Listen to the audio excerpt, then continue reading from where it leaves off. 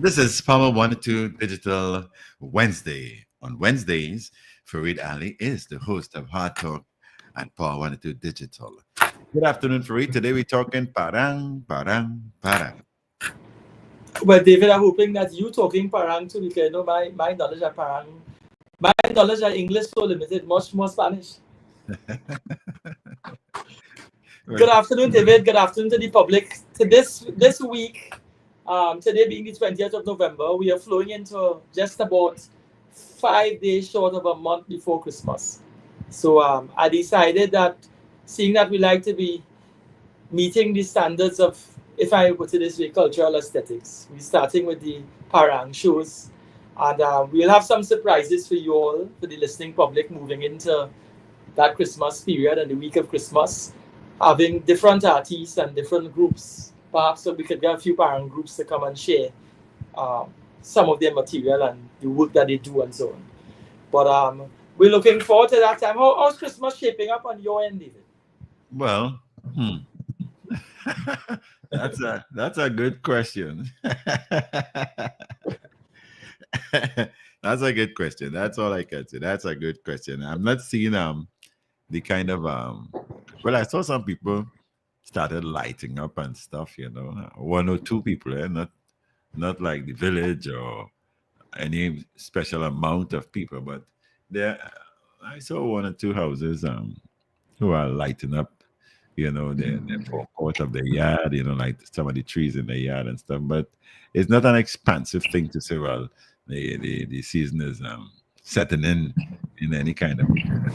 I have noticed that there isn't much it isn't all that busy. Seeing that we're going into Christmas, I've realized that over the last few years, the vibe of Christmas, the shopping and the excitement and things, it starts like closer to the Christmas. It's not like long ago when all now the whole place will be upside down.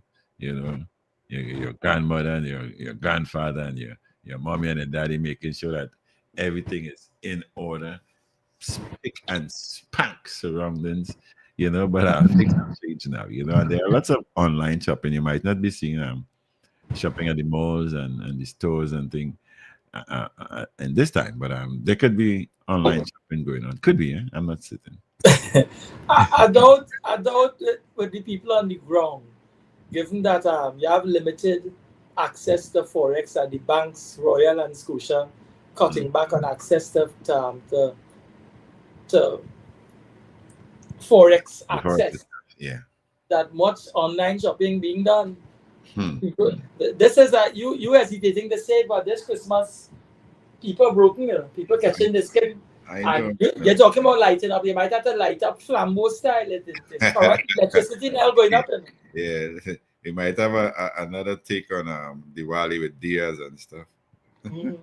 Yeah, because I can say for certain I'm not seeing that that kind of vibes, if I should call it that, Christmas vibe, and you hear people talking, and it's tough times. I don't know how, especially people with children, the children expect this and that for Christmas, so they are probably some worried parents or guardians or grandparents or whoever these children are living by. So it's kind of tough, and the way things are going, it's really tough on the outside there. I can vouch for that.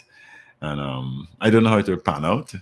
I know some people will just roll through the season with whatever they have, but it's tough out there now. I can't see Christmas being that extended version as it used to be back in the days. I realize it will be like people just want to make sure they have something to eat and probably a little to drink and gifts exchange and stuff, and that's it. After the day, some people are praying for Boxing Day to come. let's get over this and done, So if money had to divide, people might say, you know what, let me save some of the money for Carnival.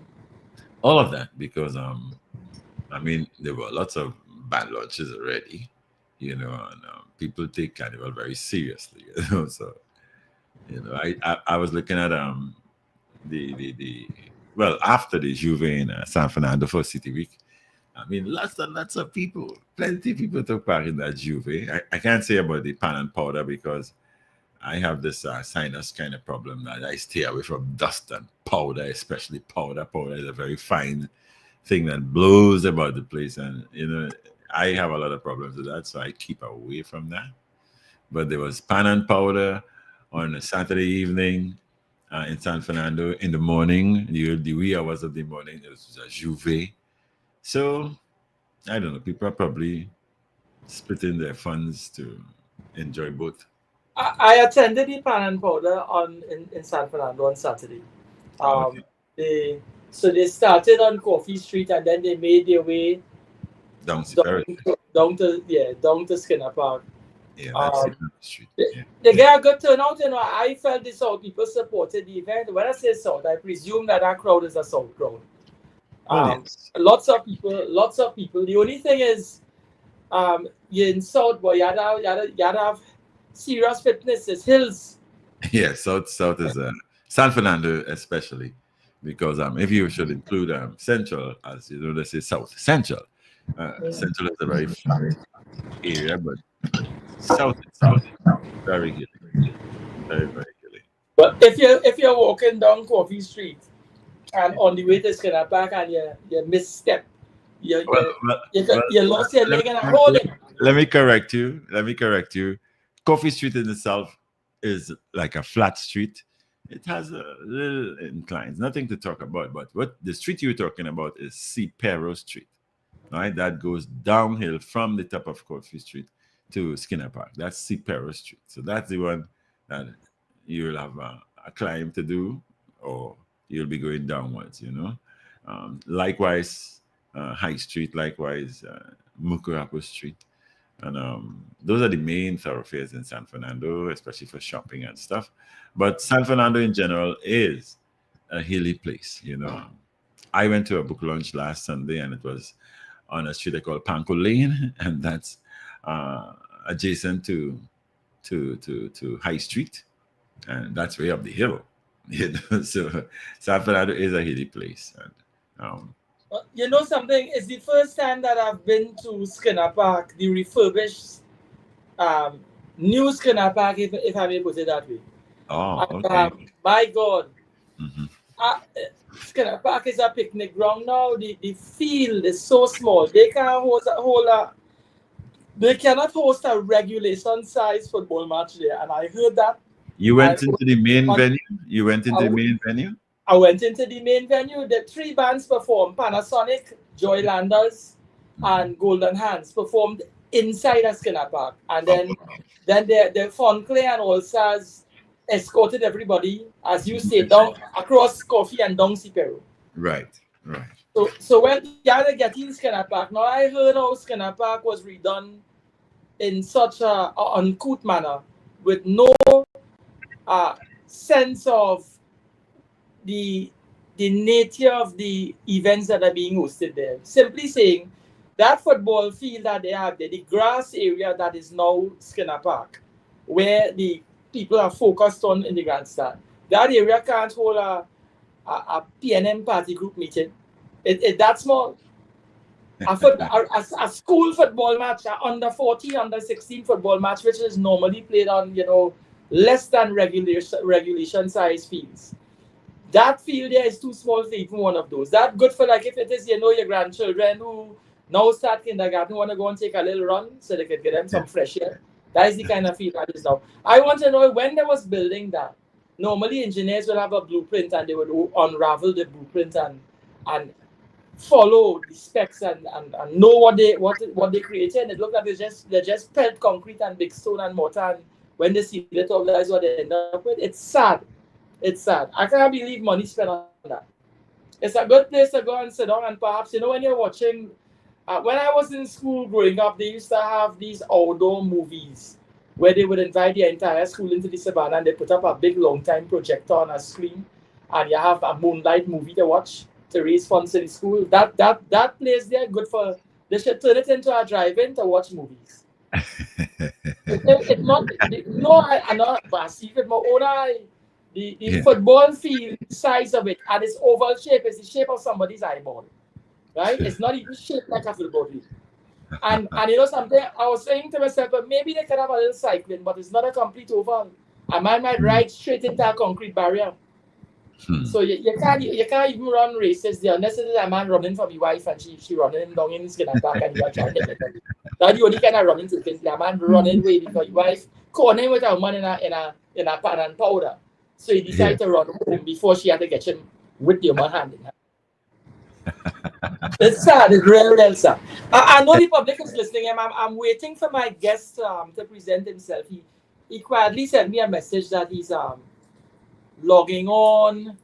So we Well, chatting a little bit during the day. I saw him there a little while, but now his devices are not connected. So Yeah. if you are here, that's Mr. Carter. When you're ready, make sure you turn on your audio and video so that you'll be I can take you from backstage and put you on stage. There's a few comments coming in here from Colin Smith. I guess he's a serious Christian. Good afternoon, Mr. Colin Smith. It's saying Christmas is paganism. Nowhere in the Holy Scripture of the Bible that our Lord and Savior Jesus Christ said to celebrate his birthday. He continues, and in any case, that is the wrong date for his birthday. We are celebrating the birth of the flesh, which was the man. The Holy Spirit is not flesh. Well, I guess he wanted to vent there. But Mr. Colin Smith, if you can text me, I'm a firm believer in the Almighty God and His Son Jesus Christ. I'm grounded in that kind of belief, and I think it keeps me going, especially through challenges and things. But I've always asked the question: what date would you say is the date of our Savior Jesus Christ? If you can send me that message, I'll be very happy, Mr. Colin Smith. Yes, my boy. So well, I am I have been there for Calypso Fiesta.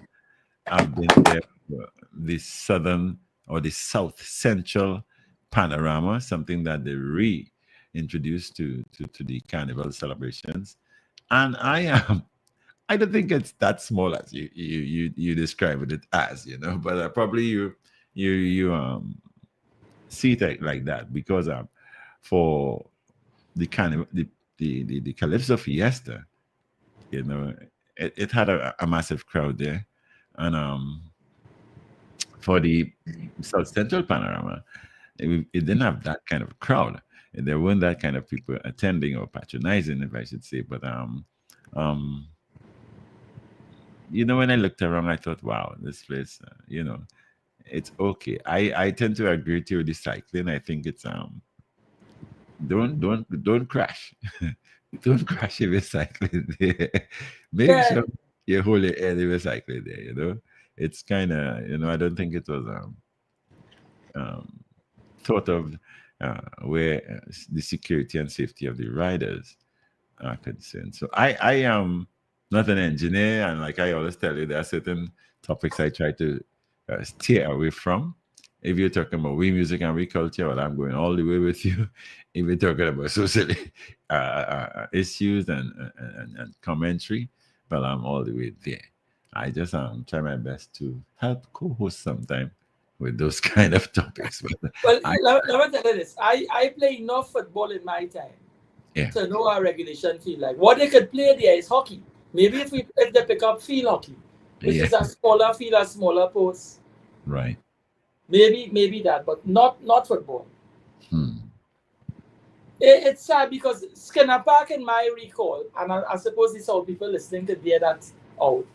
Hmm. That was a field that could have hosted in the past South Intercal finals and Intercal matches, Mhm. and they would have hosted there at times different um, sporting events.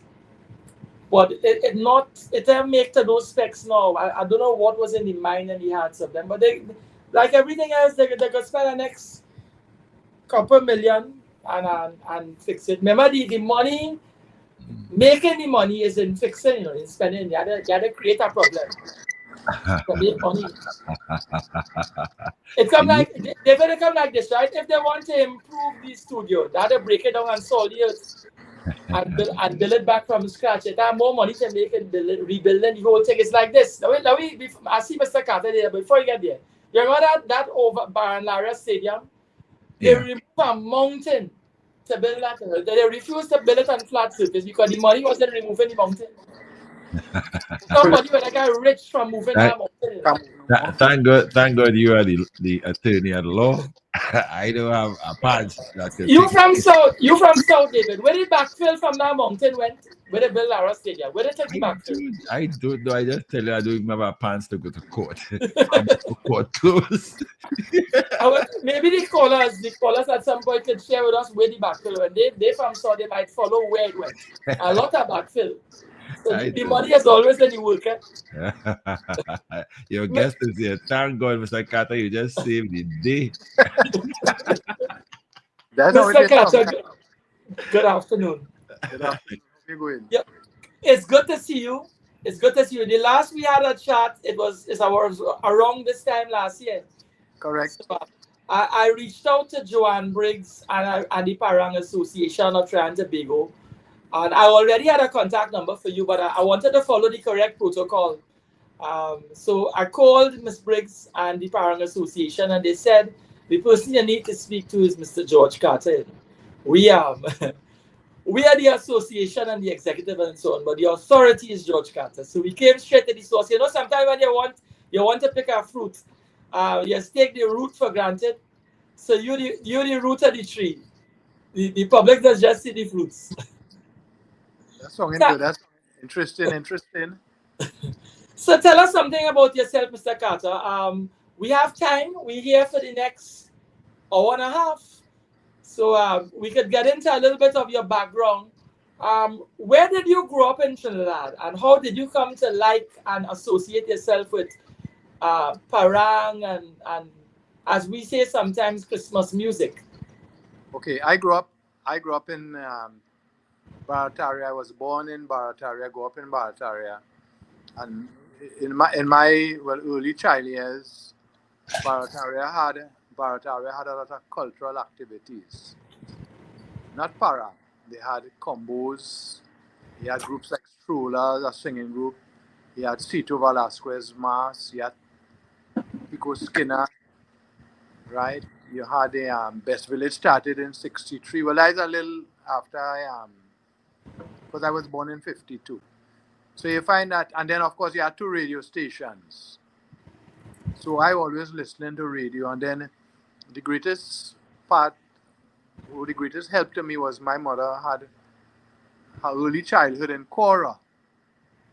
And because of that, when Christmas come around, and we making pastel, of course you didn't have promise in those days. You had to grate corn, and you had to boil the ham in the oil keg, in the oil tin, as we call it, a pitch oil tin, right? And you had to wash the butter because the butter that coming from away full of salt grains. And I always in the kitchen helping because I getting things to eat. Right? And you always hear her talking about Parang and people like Sotero Gomez, who's deceased now, Lupino, and people from Lupino, Cora first and then Lupino. And then going to school now in secondary school, a few years before I left school, that is when music started to change in Trinidad. That is around the 70s, 71, 72. And one of the things that happened around that time in 1971, Parang started to come over the radio station. Every Saturday evening, the association, they had 2 associations. And one which still reigns today, National Parang Association of Trinidad and Tobago. They had these shows that came over the radio every Saturday evening. And of course, I listened. In addition to that, there was a teacher who introduced us to playing the cuatro. And his theory is that if you want children to learn a foreign language, do it through cultural activities. So we sing in the Parang, and we learning how to pronounce words and so on. And then, of course, I finished school, started to teach. But before I get there, what schools you went to? What primary and secondary school? I went to Barataria Boys RC first, and then there was a private secondary in Barataria called Emmanuel's on 10th Street. And from Emmanuel's, I ended up on Henry Street in a private school called Progressive Educational Institute. And I left there in 1970. Well, I got all my subjects, right? And that's where I met a teacher who introduced us to the Quattro. And then when we were going home on Henry Street, right opposite, well, TS Street, had a gentleman called George Gonzalez who used to be playing all these Venezuelan music. And we will stop and listen. My brother and I and some friends. And you just get interested in it. But I think the greatest turnaround I had, it was in Christmas 1971. I went with my parents to visit some relatives in Lopino, boxing evening. And while we were there, Parang came to the house. And he was dealing with the icons, as we call them, of Lopino. And boy, when I heard this music with the upright bass, the mandolin, the violin, the shak, and the quality, well, of course, it's only after I got older, I realized they had good quality music. The violin, the Spanish. And of course, well, that is it. I got involved. I started to sing my own song. And then there was a group in Lopino, a little group in Lopino called Los Amigos de Lopino. I was invited to join the group. And again, more experience because you're meeting some of the folks around my age at the time. And you're hearing what they're singing. And you're just enjoying it. Of course, we go in a little visit outside of Lopino, people inviting us to their homes. And then, as I said earlier, the association formed, they go into the shows, and you're seeing, well, again, icons. Not Daisy as yet. Daisy ain't come on the scene yet. And you Oh, so enjoying Daisy was a late addition, or she was quietly doing her came thing in in her next part? well, between 71, she came in around, you started to see her around 74. But before 74, you had a lady from 1971 called Gloria Alcazar.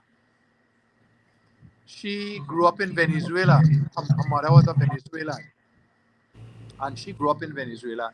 And she was with a group called San Jose Serenaders.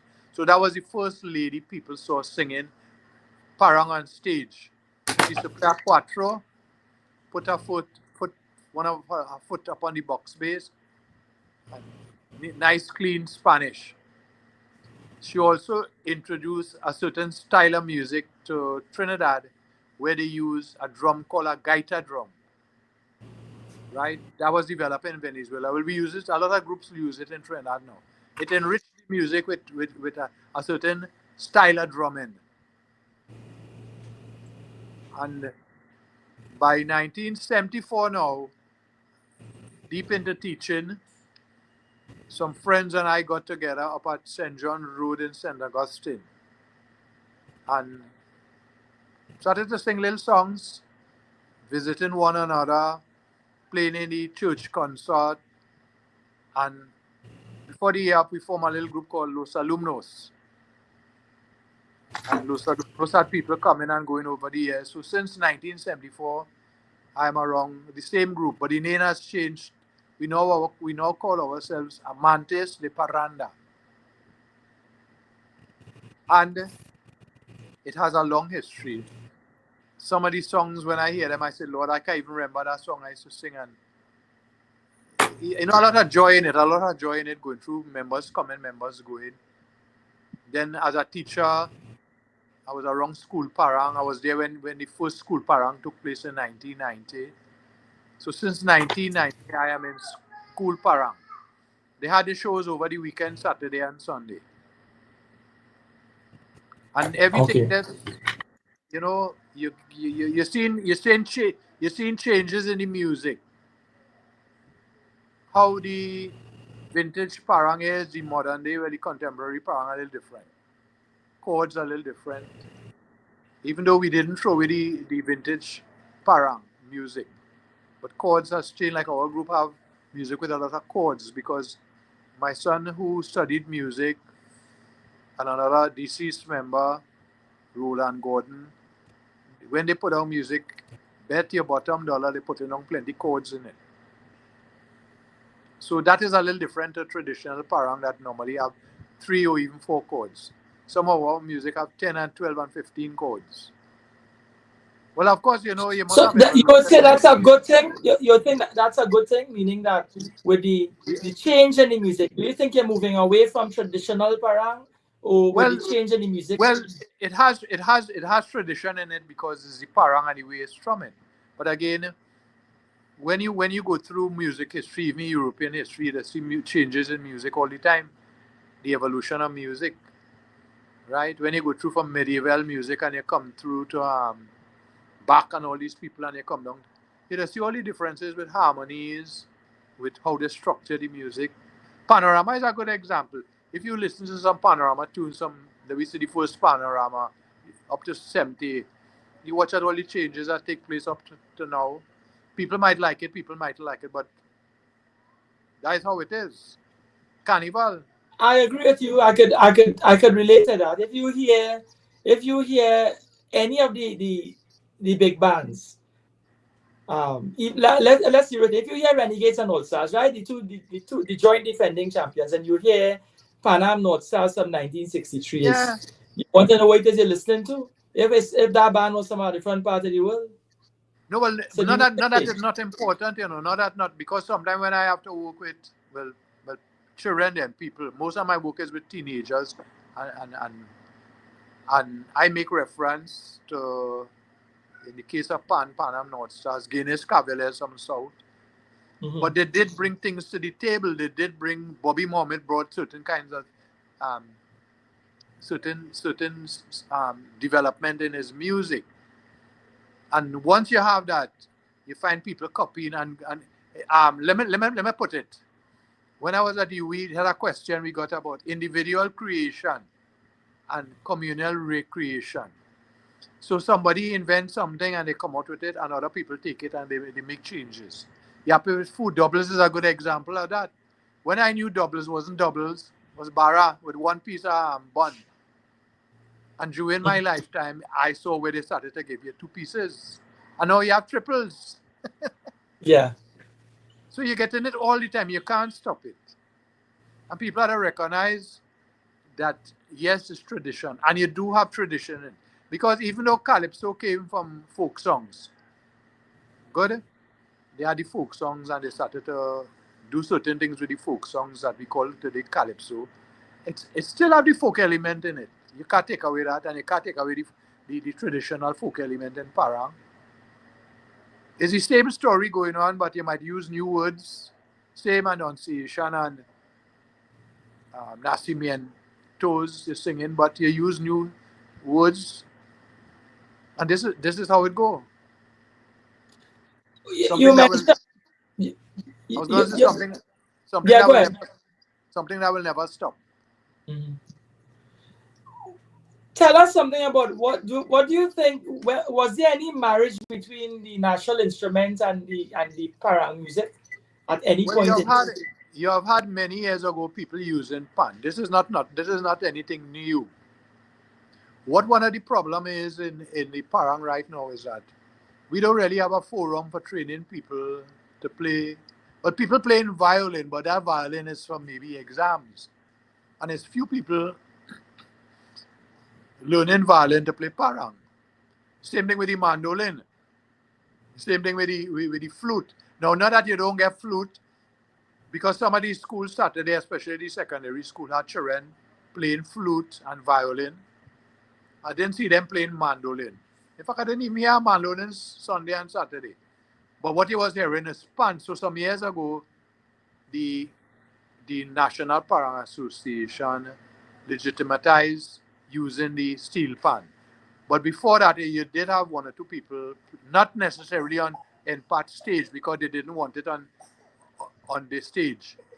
But people in the country used to play pan. They learn this song on a pan and they playing it.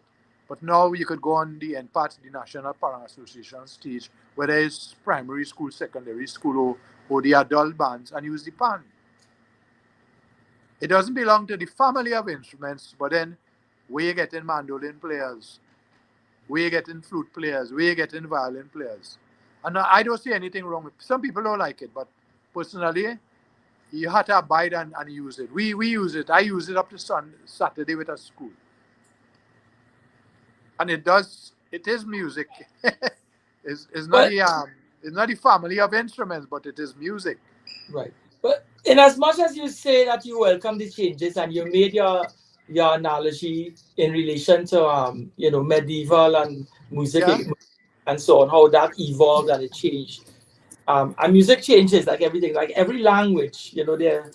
nuances.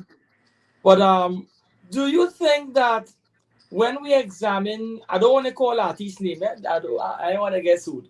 But when we look at what some of the artists now are doing, with let us say the new versions or the new versions of Parang Soca, do you think that shift is robbing us of the true traditions, uh, and it's something that you embrace that too, or you think it's vulgarizing the original music?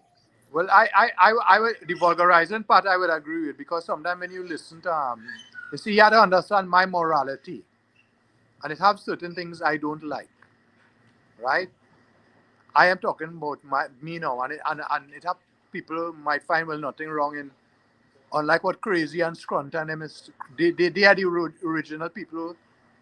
Crazy Maria, right?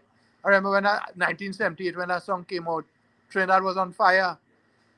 We had juke boxes, and that's all you're hearing. He did make a mark, and then the others followed. So in everything you have morality and immorality. It have people who like the moral side, so they will go with certain kind of songs. It have who figure, well, nothing wrong in making suggestive songs. Then it's up to the listener. What I try to do with children, especially if depending on the age, if we talking like what we discussing here, and they bring up certain things about songs, I will try to draw their attention to, well, as we say, the morality of the song. Because remember, But you always have listening ears. You always have the younger. We always have to be catering for the generations coming. And some of them has had to wonder, what is we really teaching them? But you do have good music all the time, eh? In spite of the little zigzag ones, you do have real good music. People make good music. is parang music supposed to be edifying the birth of Jesus Christ? Is Correct? it there's a close relationship between parang and celebrating the birth of the Christ child? Yeah, there is. What happened is that when you go back in the Parang history, and well, of course, you're dealing with the Catholic Church. They the Capuchin section, which was a priest, they came here after Columbus, and they were working with the first peoples, as we just say Amerindian first people, and they were working with them. And part of they had these um, God, these reservations, like, and they will teach them to sing, and of course they say Catholic prayers. And when Christmas come around, they sing these songs relating to the birth of Christ, mostly the birth of Christ and the Annunciation and the music. So they have a big part to play in the development of, well, the starting point of Parang. But then what you have to realize too, when you watch the music of Parang, you have African influence. The rhythm is African. And then what I tell people, one of the things you need to appreciate is that the Moors were living in Spain for over 700 years.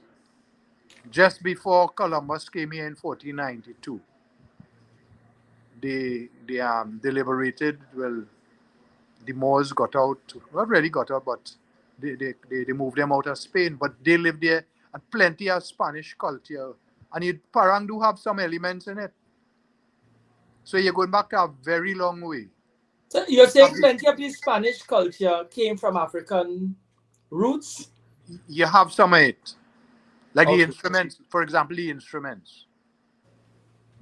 The instruments, Such as well, string instruments, okay. right? they will make these instruments. Of course, they didn't use modern day plastic. They use catgut. Well, not catgut really. It'd be just a catgut, but it's not sheep gut. They will dry it. Because when I came into Parang, they still had that, one or two people still had those kind of old strings, and now we have synthetic strings, right? The violins is to use those strings, the quattro, until such time in the 70s, late 60s, they started to bring artificial material. But the original strings were animal skins and so on, right? And what one of my lecturers at UWI told me is that if you go in parts of Europe, you could listen to how, with those kind of instruments, you could go to certain concert halls, might be on a large scale, and hear how these instruments used to song. Right? People still play them for, I suppose, for teaching purposes and but for entertainment too. But how the pre-runner to the violin and the lute before guitar and all these things, how they sung it. And it's still evolved because when you watch at instruments, you're watching at guitars and all these things, quattros. People still doing all kind of new. They have new ideas they're working with. The basic idea remains, right? But they have maybe they might instead of using wood, they use some kind of plastic or some kind of synthetic. Right.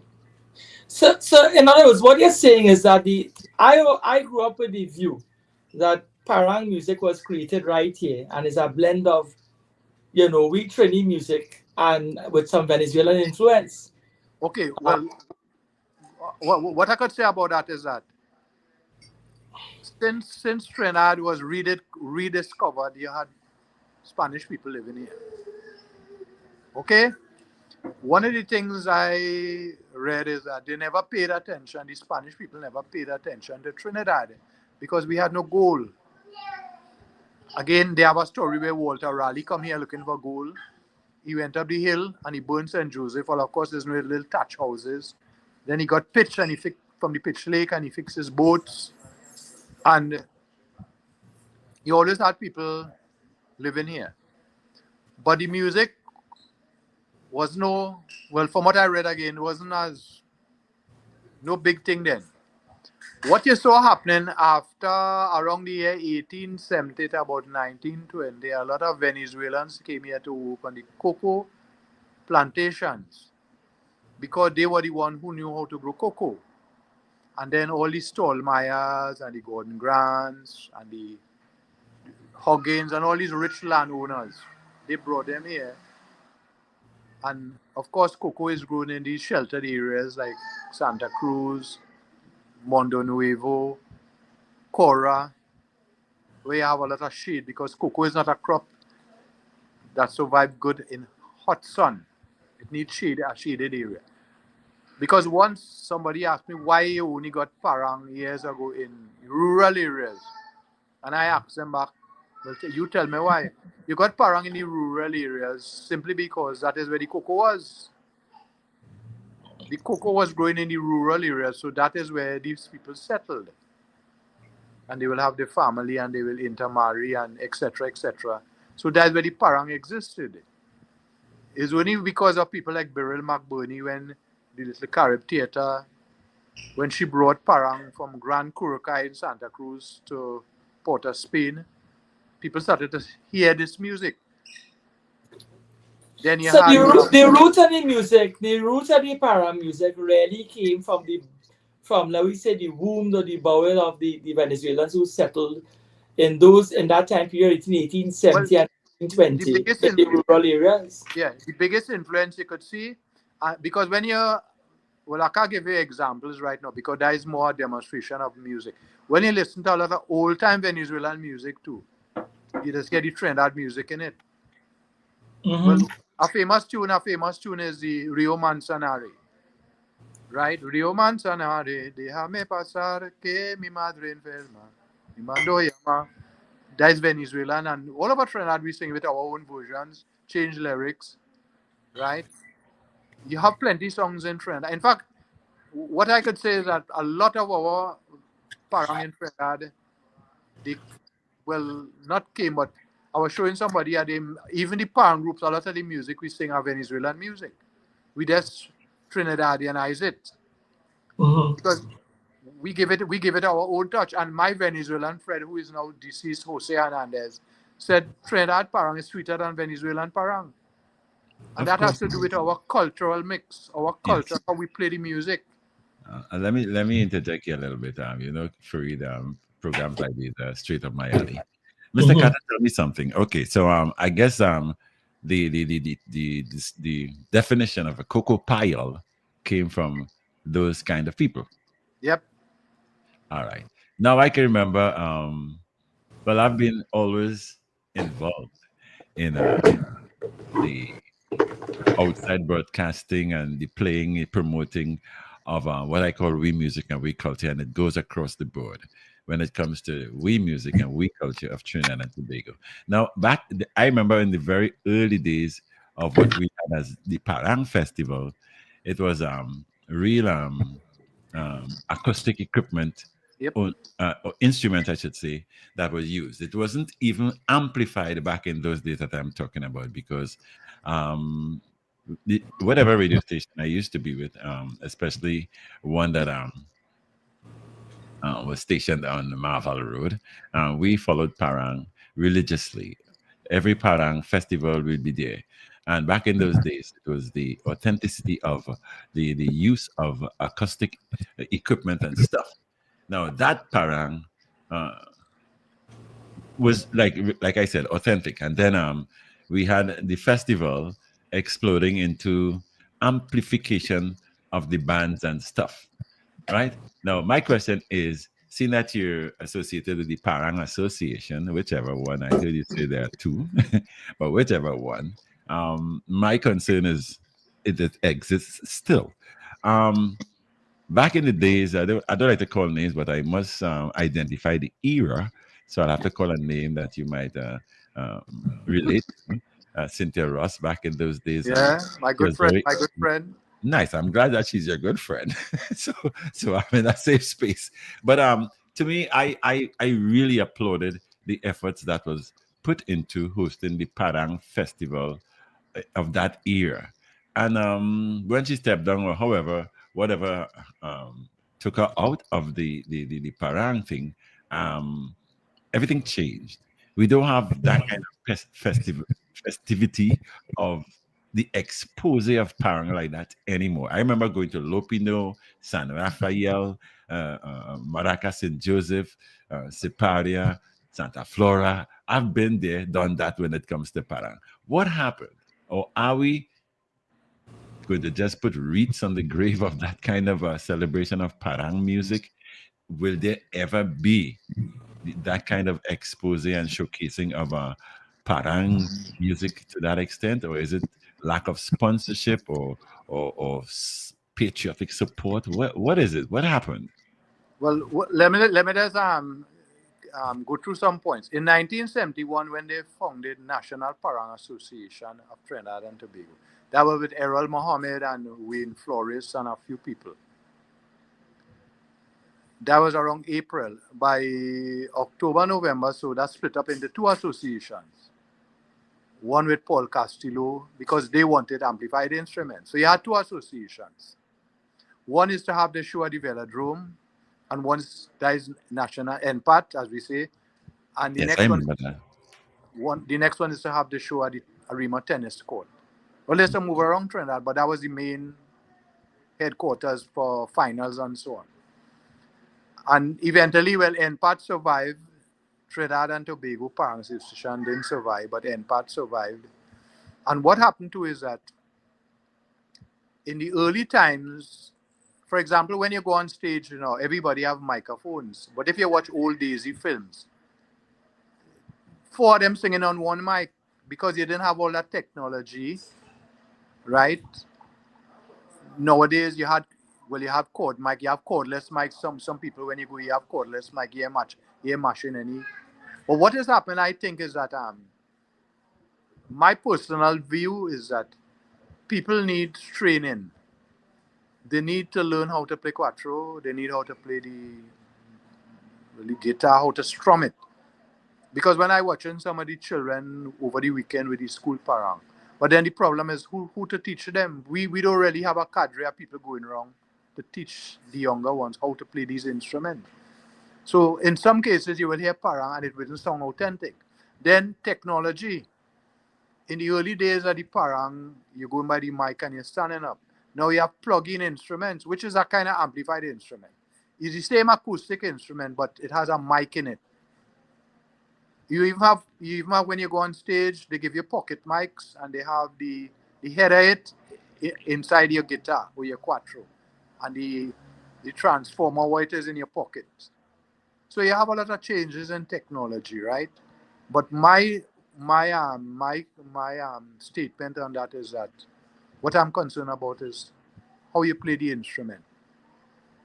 We have to be able to learn to play the instruments properly. But then again, I know when my group started, we all right. When Amantis started, we joined the association in 2005. We're still in it. And when we joined it, we had people coming to talk to us. People coming to talk about protocol. When you go by president house or by the prime minister, how you have to behave. When you're going out, how you drink, how you eat, how you play the instruments, right? How you tune your instruments. For example, like this weekend we have shows. I already checked my guitar to make sure no strings not damaged, because once they're damaged, they're liable to burst on you on stage. So you have to teach people. Sometimes, like last week, I laughing. I borrowed. Well, my son left my guitar home, and I had to use some. I don't know where he got the guitar.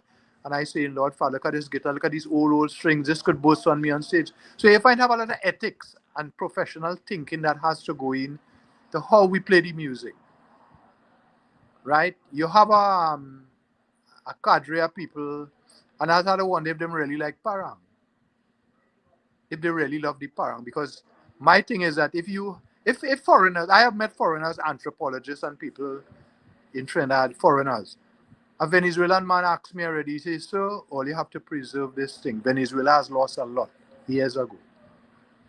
An anthropologist I met at the university told me plain, if I understand what this music is about.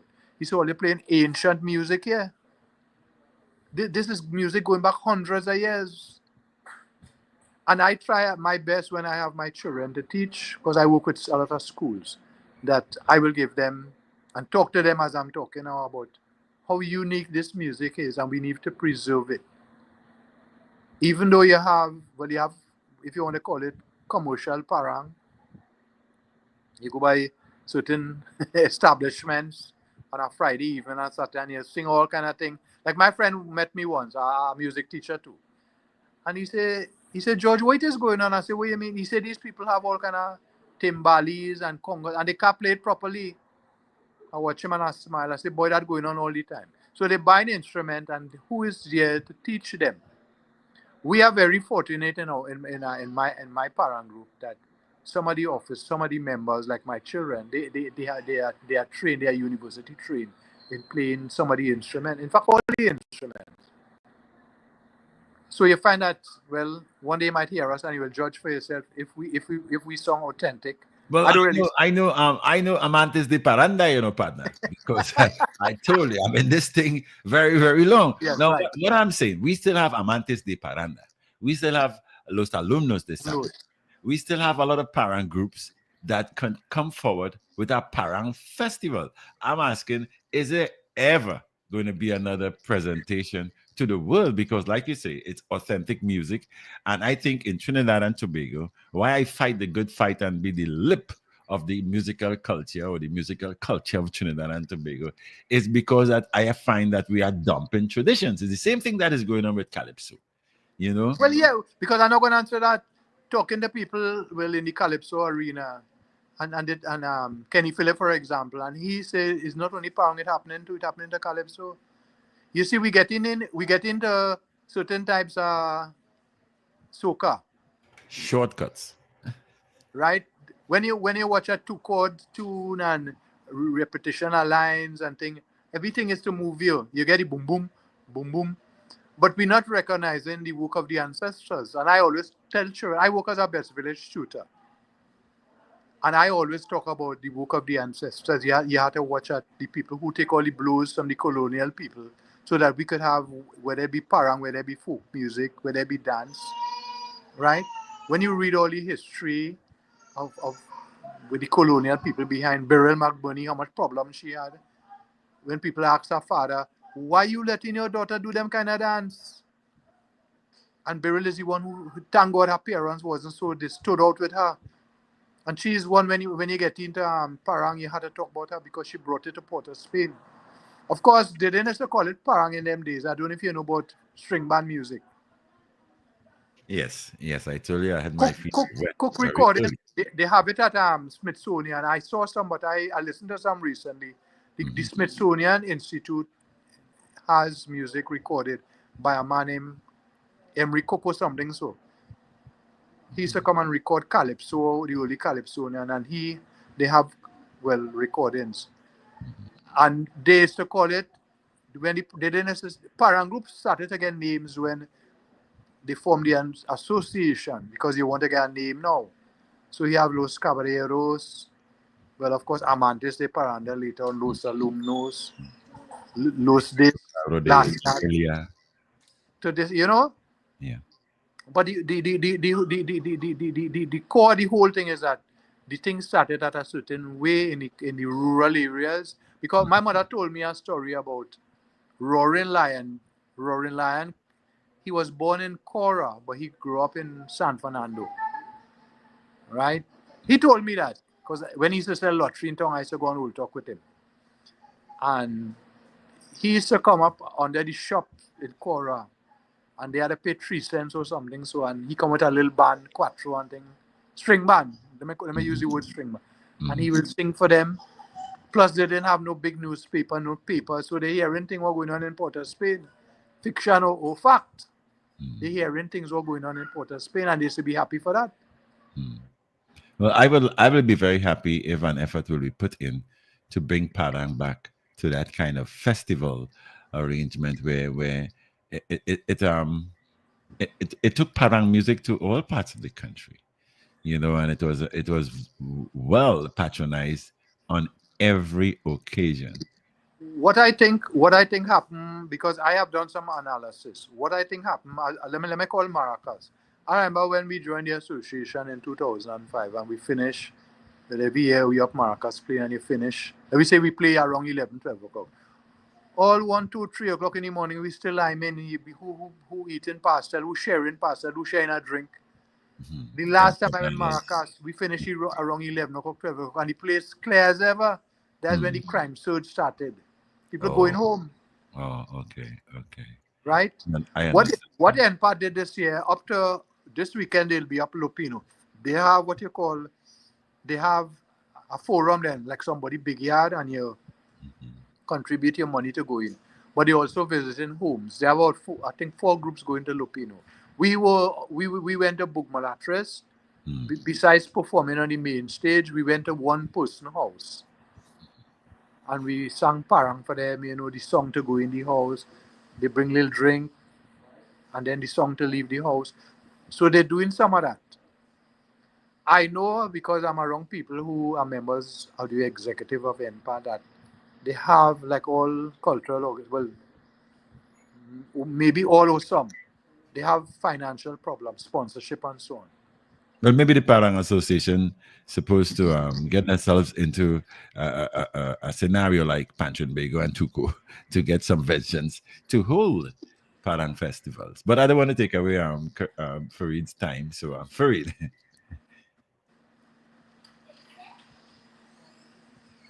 Farid? I've seen him, My, but my question, Mr. Carter. Is there a home for the Parang and the Parang Association? Do you all have a headquarters? yeah, I don't know. Yeah. We have our headquarters that need some repairs right now. Opposite the velodrome in Arima. For a while now, they haven't really used it. They will use a school or somebody home. And I know that they have people from the ministry came to see it, but I don't know I don't think anything has started on refurbishing, changing galvanized and electrical and so on, right? So there's And no museum to attend, or no headquarters that we could go and nope. around this time of the year and wow. And this is something I am waiting for because I have things to contribute. I have books, I have papers, I have a sort of material. Because my thing right now is our young people. We whether it be Best Village, well, my forums for culture is in the Best Village, where I do music. For example, this year I do in a calypso medley. And when I asked them if they know who Blue Boy was, them never heard her name yet. We were doing some of Blue Boy's calypso. So I had to give them the history of Rebecca and Ethel and all this thing. And I felt so sad that these children growing up and they never hear Blue Boy. Well, they know Sparrow. They know Kitchener. What they know Kitchener by they know Kitchener by Sugar Boom Boom. So what is happening is in Parang they know Daisy Voze. If you ask them about Henry Pereira, they don't know. Or you ask them about Gloria Alcazar, they know Alicia Jagasa the most. Right. She's a younger one, right? But we need to have a some kind of institute or where our children could go and sit down, make the little notes, and talk to somebody. In other words, get aside. All right, look at something. Let me bring up this year for the first time in the school parang. You had to do. They have the lyrics and they have the music and they have presentation. And in the presentation this year, you had to do something on an icon. It could be a little skit, a recitation, you read out something, whatnot. And some of the things were very, very good. And I told the president, because last year I was on a little meeting after one of the shows, and we spoke about the children don't know the icons. And this year, for the first time, they had people talking about Daisy Voze, where she grew up. It's still not completed because some of the things they were saying, I know more than that. But then everybody couldn't talk to me. I was an icon. Two schools had me as the icon, right? And they talk about the one from Rio Claro, the family, Pedro Ramos, this one. But again, do we have books on these people where they could get? There's a book that a lady called Dr. Moody wrote. You get in some information on Parang Cancioneros, a book that came out, I think, 3 years ago. You get in some information, but it's not total. Just like when I was at the UE, a lecturer said, people coming to do PAN exam, and they play in a Kitchener piece, and he asking them, the children, the students, who is Kitchener? They couldn't even tell you Kitchener from Arima. Because why? We don't have any books on the way you could borrow. Like how you could go and get a book on Bach and Beethoven and this one and that. We don't have that around. And Chalk does talk about that. I listen to Chalk does talk about all that. We need to have material where our teachers could use. But then somebody has to take the bull by the horn, in this case, the Parent Association, and start to put pen to paper and get information before all the people dead. Because it have who know information. The icons may have died, but have people who was around them who still have information. And believe me, the information will be real interesting. But I know you can't speak for the organization, but I would imagine the Parang Association of Trinidad and Tobago, are they as vibrant as Trinbago? Trinbago negotiate a space in a building, a mark for culture that's supposed to be built, I don't know, I guess in the PNM still term in office. Um, have you all negotiated a space in that building? Well, For again, Parang? as you just said, it have things I don't really know, but I will like them. I will like them. What I was told, I don't remember something. What I was told by somebody who is the vice president is that when they saw the building in Arima, they didn't like it, the government people then, because it's too small and clustered, right? And they were looking for another build, some area in Arima that has a little more room and maybe a building that they probably could rent for the National Parent Association. That's all I can tell you on that. Mm-hmm. Because really and truly, if you have a building, your own building that has enough room to do shows, you might be able to invite 1,000 people, but at least you could have 200-300 people that will bring in little finances for you. You could rent it out for people to use for weddings and little parties and so on. And they really need a building like that, a property like that. So that's all I could tell you that I heard. I don't even know if but I think it's true. I shouldn't say I don't know if it's true. I think it's true. Because even some years ago, the former executive was talking about that. But like everything else, you have to wait your turn. Where you might be able to demonstrate and get it quicker. Yeah. Do some demonstration. When you examine the, we spoke about the icons, but do you think that enough is being invested from a state level to develop the industry to the point where groups like yourself or your group and all the other groups that are in the industry, that they could, enough is being invested by the state in order to develop recording and distribution of the music and the cataloging of the music and building the history and so on. Again, So, what I could say, and in order to preserve it. what I could say from 2005, this is my own personal, observation, that more help is needed. Not that the association don't get help, but more is needed. More is needed. Like if you had to do, for example, all right, look another one too.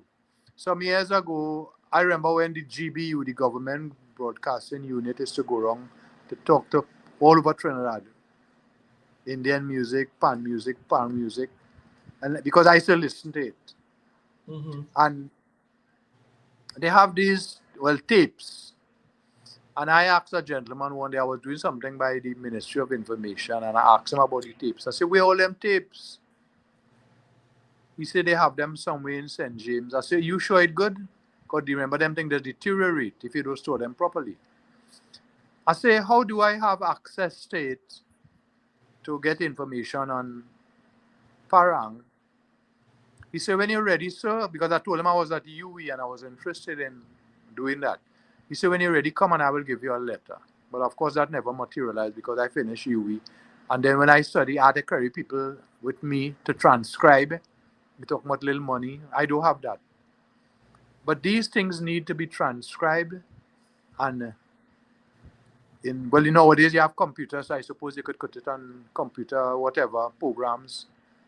And people, well, like the children or even like me, should have access. Because you just have to listen to what the ancestors say. Remember, we were not there.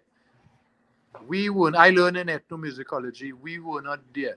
So when you have conversation with people who have passed on, whether it be pan, parang, chutney, whatever, you have to hear what they were saying, what their experiences were like. And parang is no different. So if we get a program and help,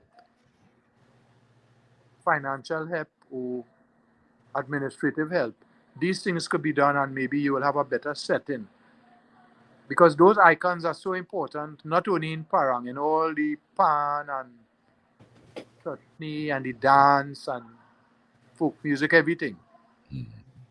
I always have a problem about the archiving and the documenting of these of what you're saying there. Where Parang is concerned, if you can really influence someone to assist you in getting those tapes, as you say, it can be transferred to the digital settings, and probably it can be put up on YouTube, where it can be there forever. Correct. But I really try my best to make a lot of noise for that. I'm kind of strapped down these days in what I am accustomed doing full scale, because I'm at a talk station and I only have like a Tuesday on which to do that. And it's limited time also on a Tuesday, but I surely would like to see that efforts are being made to save some of those traditional Correct. Yeah, stuff that we had before, because like you said, the youth, they don't know anything about past, like we say, past the Caroni Bridge. You know? So And what is happening? Up to 2 weeks ago, I was at one of the better organized secondary schools in Port of Spain, and they have the girls is a girls' school training already. Well, training to learn to play the guitar, the parangwe, and the quattros, the drums, whatever the box bass, and is all in making sure that next year and years to come, they have children in the school who could play the instrument. yeah, continuation is very, very important.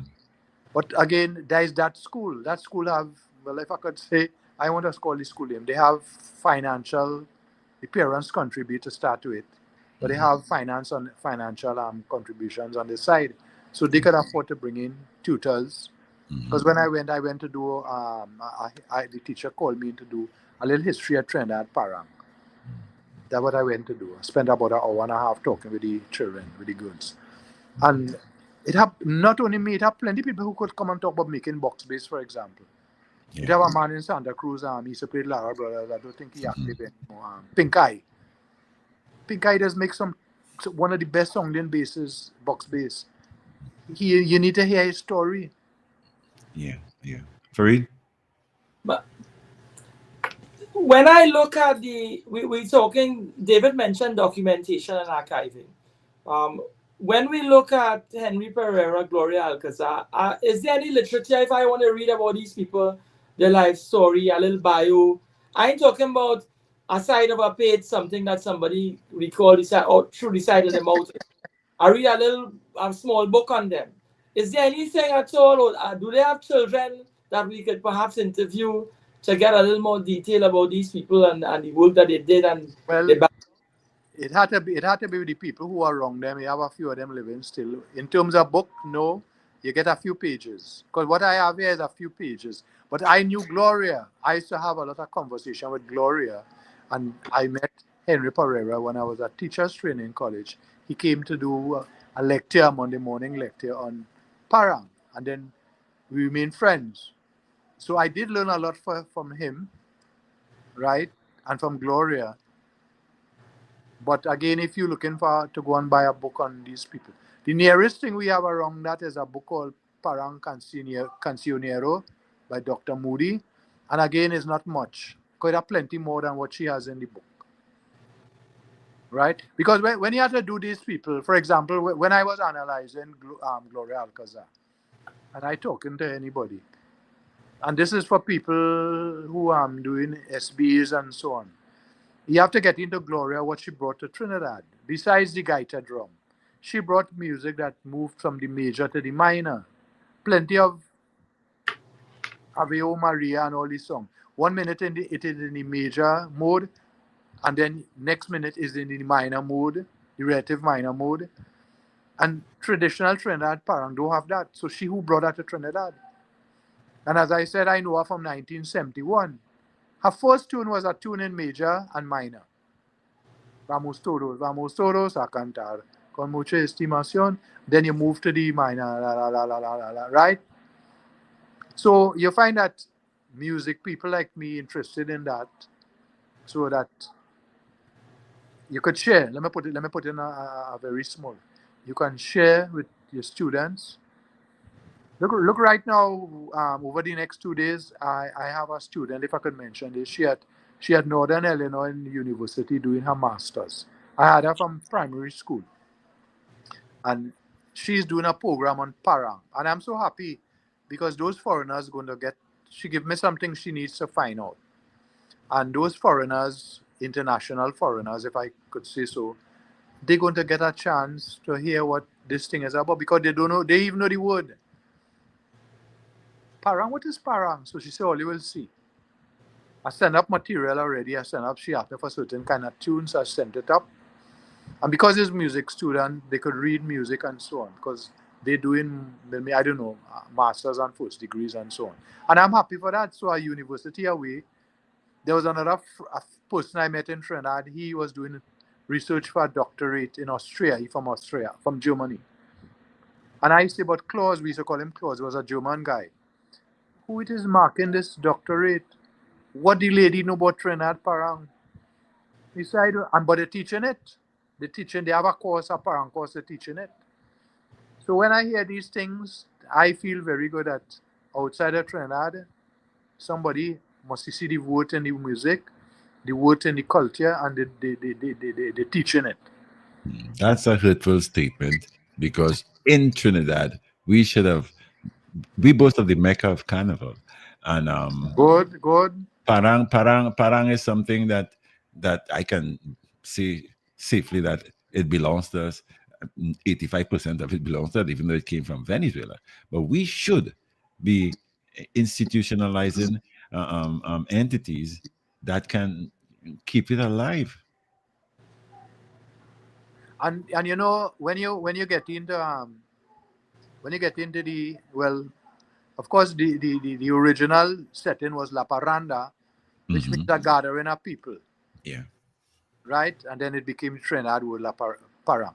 When you get in there, if you see differences between Trinidad Parang and Venezuela Parang, if you see how many differences it have, so it means it took root here, and then it developed its own realm. Yes. That's So why you could think 85%. because right, my Venezuelan friend, I mentioned his name a while ago, Jose Hernandez. He's deceased now. He said, George, where you all got that song from? He said, I don't know that song in Venezuela. For example, they have a song called La Gallina that you just hear from Papa Guna and from me. La Gallina, La Gallina, Yes. La Gallina. You know, there's a children's game in Venezuela. There's a game they play where they lay in the egg, they lay one egg, they lay two eggs. And the question, what is his name from South? Forget his name. Asked me, but how that reach a music song in Trinidad? I said, well, they came here and they must want to play the game and they just make up a song on it. For real. And this is what you get with any kind of thing. When you watch out, for example, Indian cuisine in Trinidad. When they came here, they couldn't get certain herbs. And they use what they have and we make a unique, for example, chado beni. They make the unique thing with it. The different kind of spices we have around. And it does take a different taste. Yeah, for real. The school panorama, the school parang that was started in 1990. Is there any literature, any books that is written that walking us through 1990 to 2024? That is about 34 years of history. Yeah. Farouk, you see, as you're saying that, in the new year, I have to sit down and document as best as I can. I am the one who was there from day one. The first person to introduce schools to Parang was a lady called Dana McIntyre. She's now deceased. And that was 1978 at Providence Girls Catholic School. She was working at the Ministry of Education and Culture, and she got a few schools on Porter Street. I met her in 1970, but I didn't join her group. Well, not as a group of teachers till 1979. She had a festival in Woodford Square. It wasn't a competition. I played for 23 schools, and people watch me and say, but how are you playing with 23 schools? I say, any Parang song you bring, I could play. Then it fizzled out. The Catholic Teachers Association in 1990 got together with Miss Cynthia Ross. They talked and they wanted to do the Parang because part of the program in Catholic schools for the Christmas term is deals with the Annunciation and the birth of Christ. And a good way to help it, the children, is through Parang. And they got together with Miss Ross. And the secretary of the Catholic Teachers Association was the principal of Malik Girls. And my wife was teaching there, and she called me and asked me to represent them because I am around Parang. Mr. Carter represent the Catholic Teachers Association with Miss Ross. And the first year we had the competition was in Pointe-à-Pierre. We had about, let me say, 8 schools. I'll never forget the results. San Fernando Boys RC first. Kure Fatima is my school second. Why they beat us, there are some harmonies. We just had a plain song. We also had curfew in Trinidad that 1990. So everybody, when it's 3 o'clock finish, everybody heading home. And around 3:30, 4 o'clock, they announced that the curfew has been lifted. Lara Brothers was playing, and if you see everybody, if you see the madness that went on, you talk about dancing parang, who can dance parang that evening.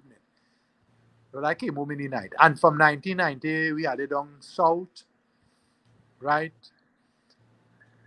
Eventually, it started to grow. In 1995, she had it at Mukorapo East Secondary. And for the first time, he had a secondary school, Princess Tong, wherever it is, Princess Tong Secondary.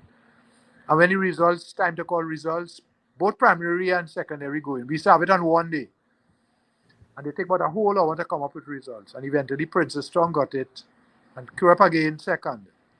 And what I was told by a judge, we had nobody playing instruments, which was true. The secondary school had these teenagers playing quattro and things, so they got the nod. So from 1995, it separated. You used to have everything on one day. Primary school doing 2 songs, secondary school doing 2 songs. Some years ago, about 15 years ago, we had about 35 primary schools doing 2 songs. And the competition finished nearly 8 o'clock in the night. And we decided, I was on the committee for these schools at that time, that they would only do 1 song from now on. This year had 23 primary school, and it still finished. All around now, there was tallying and they just finished. The secondary school had 16. Normally, you get less secondary schools and more primary school. And the primary schools only doing 1 song now. Anyone they could do, and the secondary doing the 2 songs. Right? So when you watch at all these things, I have to sit and, according to you, sit down and write it. So somebody wants information, if it's a part to whoever, make sure that I have all the details, because on many occasions, people doing the little thesis at you, we ask for that information, and I will try. Miss Cynthia Ross, deceased now, her granddaughter is teaching at St. Stephen's, if I could call that school. She says she never bunks up anything from the grandmother. Right? So we had to maybe find, I don't know who were the other officers around, and if they used to keep records. Because people just want to know. The same Princess Tong teacher who is retired now, Tad asked me for records of their performances over the years. They came first about 4 or 5 times because of those children in the school. Mm-hmm. And that is so important for history, for archiving, for even what you call comparative music. Compare the music then and compare the music now. Because you always do comparison in music, how the music, what differences happening. As we were talking about earlier, the differences in the parang yesterday and now. You spent your history in the teaching service. Did you all ever try to get the Ministry of Education to incorporate the story of Parang or the history of Parang, or include it in the syllabus in some way as a Well, tool, an instrument to keep it alive?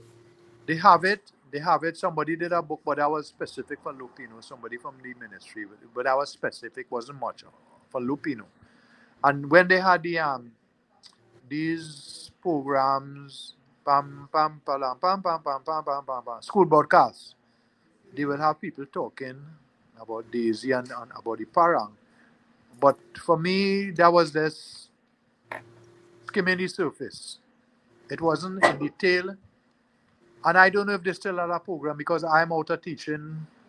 I know they have computers in school. One of the things I suggested to people in Cuba is that you could do these little 5 minutes short, Christopher. You could use these little 5 minutes short, and you put it in the computer program in the school where they could see little things. And out of that, you're doing comprehension and thing. Yeah. Out of that little program, not only parang, I could do agri-science, because if you're doing agri-science and you're talking about milking cows, the children can go to a farm, but they could see a little thing on the computers, and you have questions out there, spelling, you have comprehension.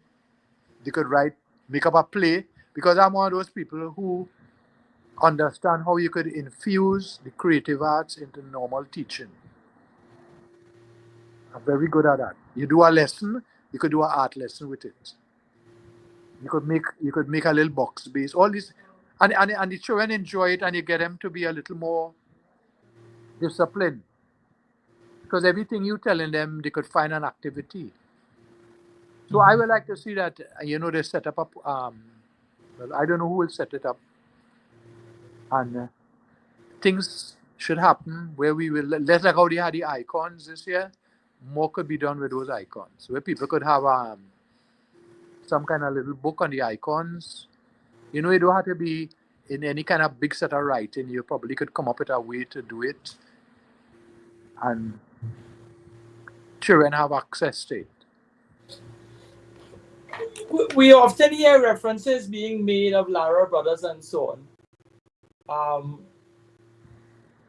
The music that they played I would imagine is authentic on some level. Yeah, it is. Do we have a lot of current contemporary parang groups that try to stay on the authentic level, or everyone is trying to do crossover music or mix it up in order to make it more palatable taste or to identify with the taste of the young people? Because of how parang is organized now, when you get a gig or a little job, you can't sing one style of parang alone. You have to mix it with the soca. Like my group, when we go, we sing soca parang. According to the environment, we might sing old time calypsos, right? We have the Castian, we have the parang, we have the contemporary parang, I sing traditional parang in my group. And what is happening? I sing some Lara Brothers song. In the case of the Lara Brothers song, what made them great was those two brothers blend their voices. When you go through the lyrics, you see a lot of recycling. They know how to do that very well. But of course, they're no longer living. And you have people like Bonio and Mr. Bonio, and they're crying on the group now. Again, they go back to Cora. My mother knew them in Cora. The mother was from Venezuela, Miss Lara. She was the Lara. And from small they singing when they dance in Coco and thing. So they grew up in that. And their music, when you play it, is very authentic. What I did years ago with Lara Brothers, I used Lara Brothers song in competition already. I had to also reset it to get the verses rewritten, to follow the modern day trend in how they're judging. Because when you listen to traditional parang, they mix up stories. They mix up, some parang have crucifixion mixed up with the birth, with the annunciation. But in the competitions now, well, of course, in those days, they didn't have competition. If you're singing on the annunciation, you have to sing on the annunciation. If you're singing on the birth, you sing on the birth. If you're singing on the Manzanari, you sing on the Manzanari, and so on, right? So what is happening is that I will take a Lara Brothers song, and I will get the help and reset it to modern day verses. But you do get the authentic song from it. Tell me something, Mr. Clark, Mr. Carter. Is it expensive? Seeing that a parang band can fit in a, what they call a ordinary pickup bus, what they call them, panel van, okay? A parang band can fit there because everybody has the quattro, the instrument, and not like a big band with all these big speaker boxes and all that. Is it expensive to record parang music, as like Amantes de Paranda? I mean, a lot of music are being recorded and put up on YouTube and stuff, live live recordings mostly.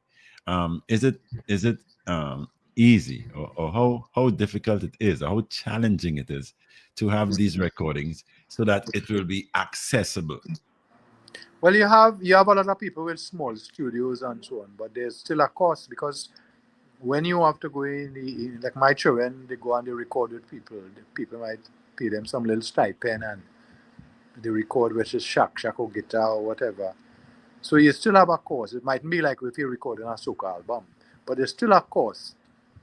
And then when you have to understand well, records, CDs don't really sell. You have to do hand sales when you go competition. And then people, they get one, and like 10 people buy it because they're going to copy it. We did a recording some years ago that we want to do over, but we can't catch ourselves to do it because must be over 25,000 to 30,000 to do that. Mm-hmm. But what about social media? I mean, those are platforms that can Well, bring in we more have revenue. material and they put on social media when they record it. Like earlier today, I think you all were playing a song called Canto all'Annunzio, Canto all'Annunzio, Yeah. right? I'm the singer in that. And Okay. that was a song that was written. My mother helped me. Well, she was the one who wrote that in the around in the 70s, 78 around there. But what we did when we were going competition with NPAD, we had to reset it, which means take the same story and rewrite over the verses. In the days of NPAD, there was so much parang festivals. Were they ever recorded? I have to say, with caution, yes. And this is what I was talking to Mr. Ross' granddaughter about.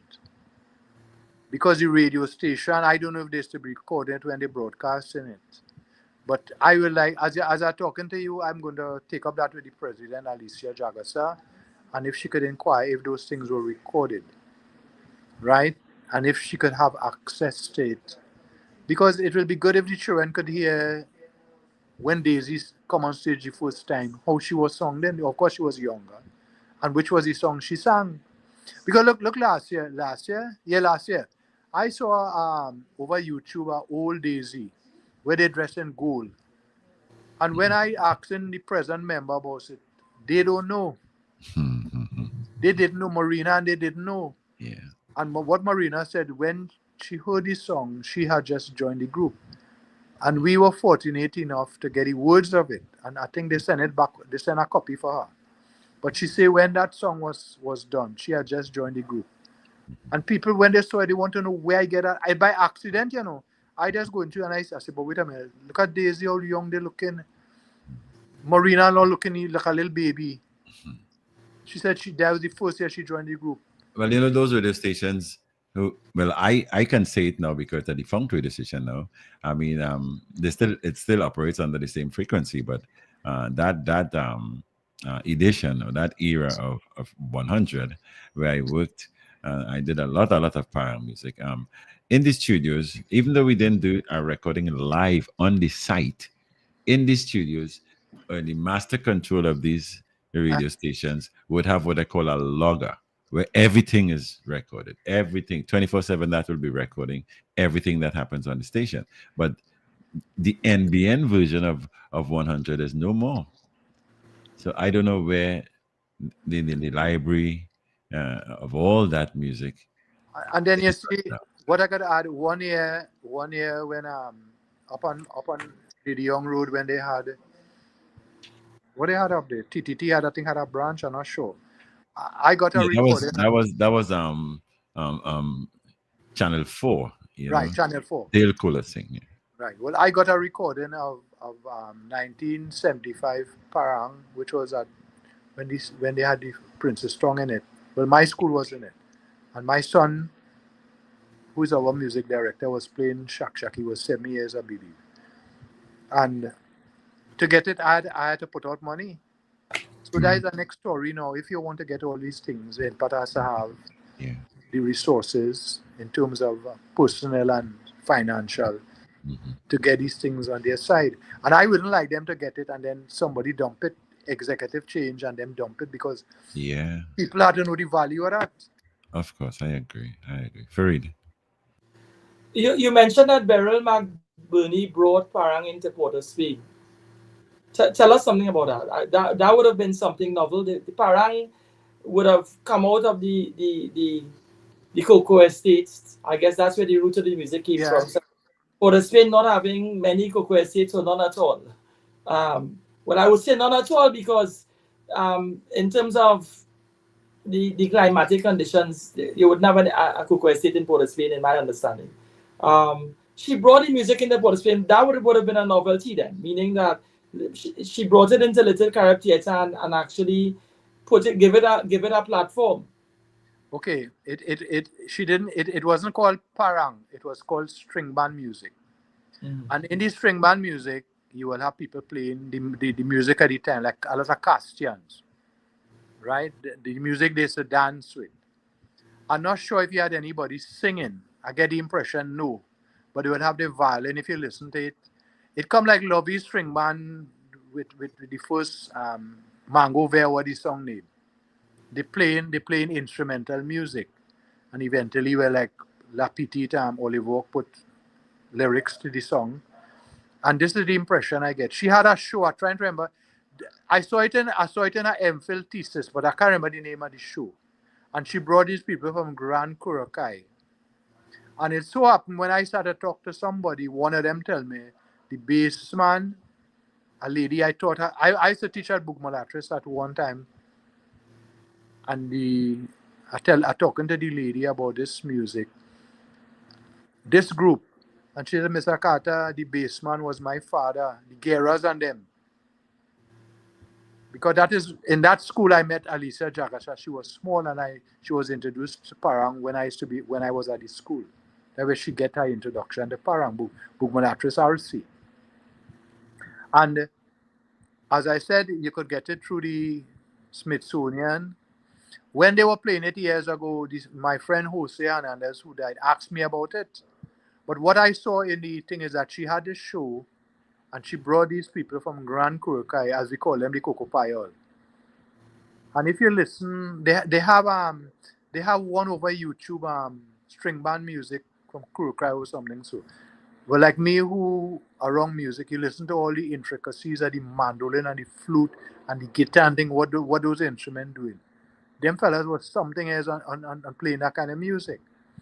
I suppose in between you might have somebody singing. But I think what happened in the late 60s, a recording was made around 65, 66 by St. Joseph Hilltoppers. That was the forerunner to San Jose and all these people, by Ben Flores and these people. That is before the associations were formed. And they played the real old-time music, but again, no singing. So I don't know, that's an interesting thing, and I must do some investigation on how singing reached into the Parang, into the Parang music. When did that happen? Because everything has a starting point, you know. Somebody must take up a night and say, let me sing while you're singing, and that was it. Right? I don't know. That's something I will have to check on. See if I can talk to people and find out. I know that Parang music in most people's minds, the people on the ground, it's Christmas. We are associated with a season. But is there any scope? I know there's Parang in July now. Is there any scope where, or have you experienced that sort of scope where through the course of the year, there's a market for the music, and you people in the industry like yourself could prosper, a career out of it? 1 year, well, they have Easter Parang. Do anything with Jesus Christ, you could sing on it. 1 year they had Easter Parang, and part had Easter Parang, but it never really. Another time it had it in San Rafael, right? It never really caught on in Trinidad. And even in Venezuela, my Venezuelan friend who is deceased said, you don't get really much of it. So that when they come for Easter, they will sing one. And we don't have many songs in Trinidad composed on Easter tradition, like the Passion and the Crucifixion. Who you get from is, of course, Laura Brothers, Henry Pereira, those parents, they will say Yui, Gail Ganpat, and they have music composed on Easter, but there's not many songs. If you get 15 songs, you get plenty. But you do have Easter Parang. And what has happened now in Trinidad, like my children, whole year them will be going all over Trinidad making Parang. Somebody have a birthday party and there might be a age person and they like Parang. But they don't have to be a age person, but they're saying that. And they want a Parang group, so they have Parang. But the same songs you're singing, where you're singing Christmas in July, and what you're singing like this time of the year. Same songs. Well, I know I've spent some time in Paramin. I've been up there on lots of occasions, and you'd see guys riding around or moving around with a quattro, and right there by the bar, I mean, they'll strike up parang anytime Yeah. I see. That's the tradition. That is the real tradition. La paranda, the gathering. Yes, You yes. gather with your friends. Like I have somebody give me a guy. He's deceased now called Lodrick Espinosa. Give me a little autobiography when he first his experience with parang. When he went to Cora, he went up with the bus, call the bus name and all kind of thing. People used to have private buses.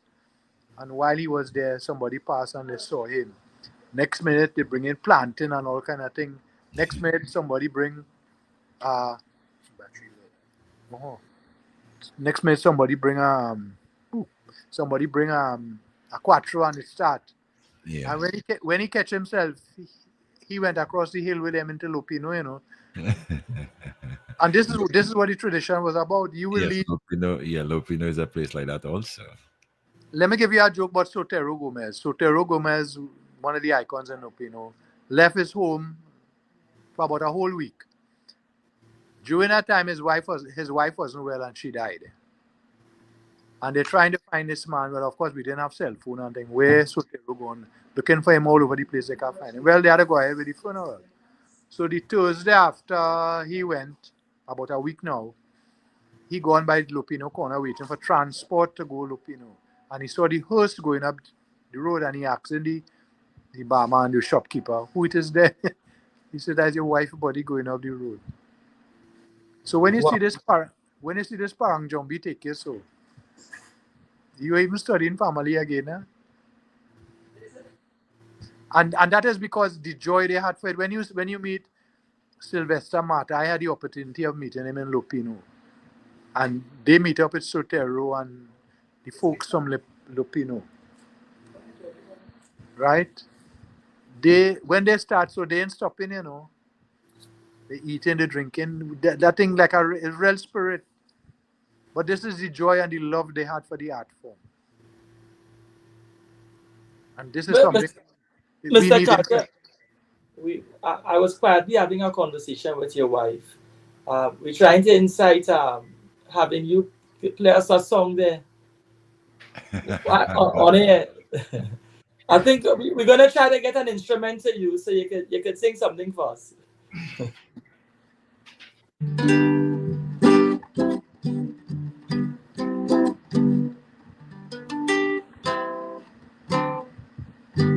There's some Daisy Voice there. I can't remember the whole thing right now because I had to warm up myself for this season.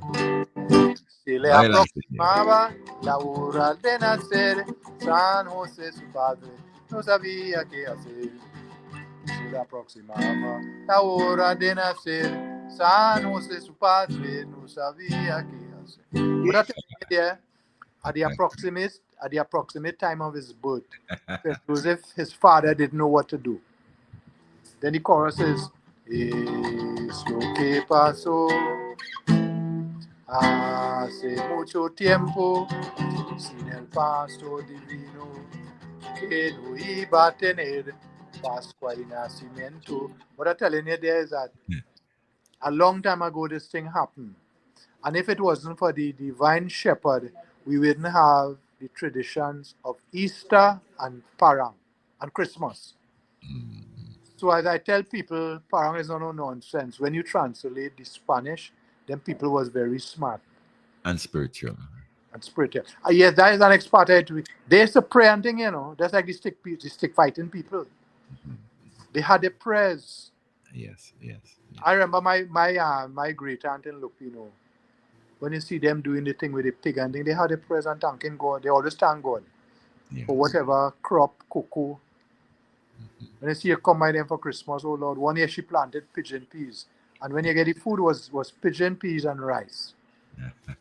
Because I have a friend living in Canada, he said, boy, you grab me by your aunt. And I never eat that kind of food yet, pigeon peas and rice. But she got a good crop that year. I hear you.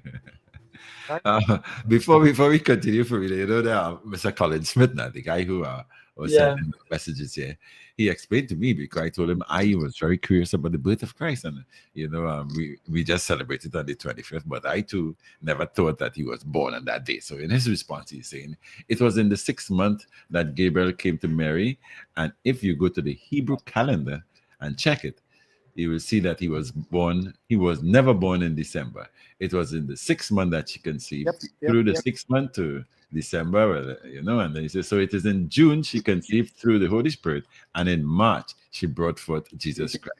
It is in the scripture of the Holy Bible. And as you say that, I had a great uncle-in-law, great, whatever you call it, the great aunt husband. Mm-hmm. If you hear him talk about this, I was smaller, but I remember him talking about all these things. And he was able to sing them and sing the parang to it. Yes. But he was a boss, from what my other cousin said. He was a master of the Spanish language. Because they used to compose on the spot, but I doubt you have anybody in Trinidad who could do that now. In Lupino, there's one gentleman, Paul Hernandez, who could do something like that. Compose on the spot. Parang and extempo. Have a tradition of giving pikong, just like extempo. Yeah. And it is, I saw it end up in Kusin and thing already. It's a make very smiley. Oh boy, I want to say hi to Queen Alana and an avid listener to the program, Mr. Bisnath Prasad, and of course Mr. Colin Smith. These are people who were sending messages via our comments board because we stream live on Facebook and YouTube. So, Mr. Carter, your conversation here with Fareed, and I might include myself. You can also pull it up on YouTube after the program as a post. What do they call it? Yes, a podcast. As a podcast, you can put it up anytime after today. Mr. Carter, tell us what we could expect from your group. Again, a little plug in here now in terms of what is your calendar like if our listeners want to come and listen to your band live. Where can we expect to hear from you all? What Mrs. Carter is saying, she will send an itinerary for you, and you probably could put it up. Because some of the things are private, we can't really carry anybody, but they do have public forum. I know QRC is one. I don't know the day. What happened to me, because my wife and especially my daughter look after the running of the group now. All I say is, Daddy, we going out tomorrow. Daddy, we wearing red or we wearing blue. Because my days for seeing about that finished. They just deal with it now. And the call time is 7 o'clock or whatever it is. So she says she will send something for you. She sent on your WhatsApp for you, and I don't know how you'll get it over. But I know we have QRC, that's a public. They have something with the Parang Association, but I can't tell you offhand. Right. But if they go on the Parang thing, and you could look out for Amantis de Paranda, social media, and you could see where we are, where we're going. In terms of accessing your band's music, you're also on YouTube. We can tune in from there. If you look for Amantis de Paranda, you will see a lot of music with us, live concerts, live recording. Okay. Have you done a biography of yourself, talking about everything you're saying is a lot of information, but it would be great if it is you could document it in terms of a journal, a book, a booklet that someone could get a hold on it and read about it. Well, I have to do it now with this icon thing in the Parang, because they had to call my wife. She was dealing with it, and she asked me questions to transfer to the schools. But I decided this year from January, I'm going to.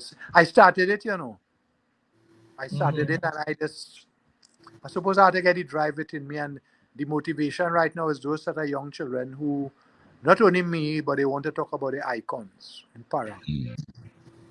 And I live in Daisy dead, so you had to get this story from somebody else. So in case people want to connect with Amantis de Paranda for bookings and stuff, you want to share that information with us? How you get on there? Well, one number you could ring is 743 or it's 3977.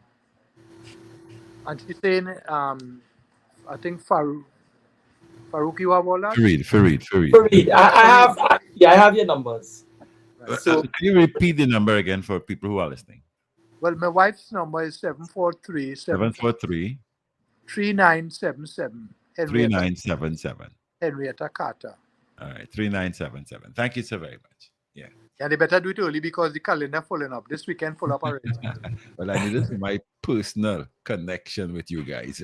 I tell you, I'm the We Music We Culture lip. Yeah. Very I'm good, the very good. advocate for that. And you know, we always like there's a joke when they launched the Parang Orchestra that not functioning it is because it takes money to run it. And when they were playing Amantis music, some of the people who were playing saying they didn't know we have so much chords in the music. But if we had Roland Gordon and Mikel and Gregory Joseph and doing this music, they're gonna put in chords. They go when I learning these songs, I just had to go through, especially songs we do for a while. When I doing with schools. And I just had to go through the chords and practice like if I learn it over again, okay, if I learn it for the but of course I'm competent and this is something you're not getting much of in Parang because a lot of the people who create Parang songs, they don't have that kind of music training. Right. Not that I'm showing off, I'm not showing off, I'm just making a statement. No, Amantes Paranda is numero uno. You guys are at that level. You know, I put on Amantes de Paranda. I'm sorry that I don't hear about Los Tocadores. And, you know, there's so many groups that were so dynamic. You know, I couldn't separate anybody. Like, Farid asked me, who's my favorite steel band? Well, I don't know how to answer Farid. Well, I was told about a judge in a competition that you know we and about 3-4 groups belong to the top section of Parang groups. Of course. Because you know, there's like if you watch at anything in the whole culture, Calypsonian and this that, you will see the ones who are outstanding. Yes. But in your own garden, when you plant, you get a tomato tree bearing real big tomatoes and others. So that is the one you will take the seeds from. That's what I learned in agriculture. You take Yeah. You must tell Farid where he can get the best barbecue. he must talk to this man to Santana, Elton Santana. Take the notes, Farid. Take the notes, Farid. We're gonna connect Elton with you. Santana from Tabakit. Mm-hmm. Yes, Tabakit is another zone where we got a lot of authentic Parang music. Yeah, Elton is a retired teacher like me. I'm a good friend, Elton Santana. He used to play with Henry Pereira. Right.